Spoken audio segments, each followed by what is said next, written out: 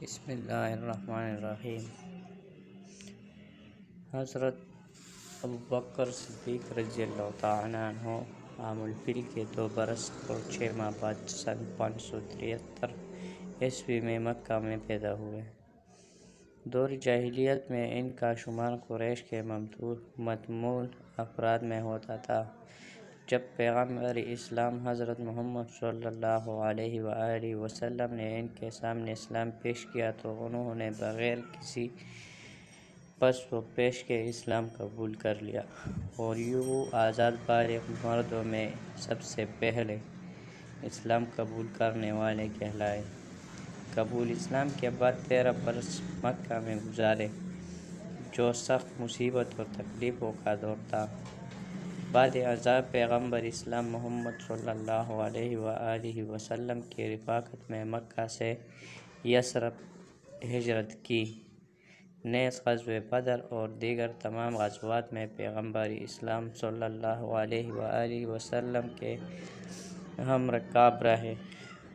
جب حضرت محمد صلی اللہ علیہ وآلہ وسلم مرض الوفات میں گرفتار ہوئے تو ابوبکر صدیق رضی اللہ تعالی عنہ کو حکم دیا کہ وہ مسجد نبوی میں امامت کرے۔ پیر 12 ربیع الاول سن 11 ہجری کو پیغمبر اسلام نے وفات پائی اور اسی دن حضرت ابوبکر صدیق رضی اللہ تعالی عنہ کے ہاتھوں پر مسلمانوں نے بیعت خلافت کی۔ منصب خلافت پر متمکن ہونے کے بعد ابوبکر صدیق رضی اللہ تعالی عنہ نے اسلامی قلمرو میں ولیوں، عاملوں اور قاضیوں کو مقرر کیا۔ جب لشکر روانہ کیے، اسلام اور اس کے بعض فرائض سے انکار کرنے والے عرب قبائل سے جنگ کی، یہاں تک کہ تمام جزیرہ عرب اسلامی حکومت کا مدعی ہو گیا۔ فتنہ ارتداد پرو ہو جانے کے بعد امام ابوبکر صدیق رضی اللہ تعالی عنہ نے عراق اور شام کو فتح کرنے کے لیے لشکر روانہ کیا۔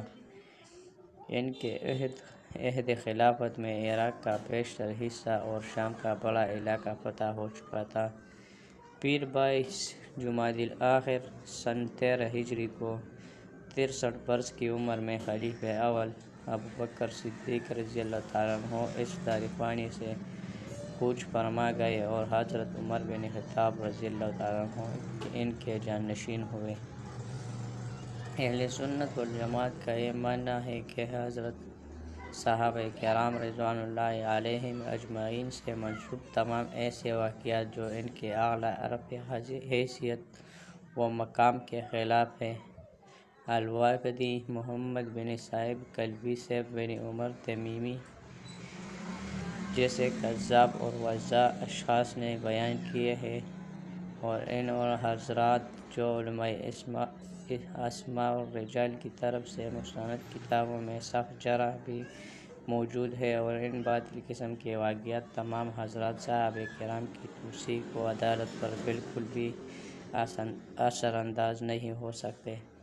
تمام صحابہ کرام کی جنتی ہونے اور حضرت ابوبکر صدیق رضی اللہ عنہ کا خلیفہ بلا فصل ہونے پر اہل سنت والجماعت کا اجماع ہے۔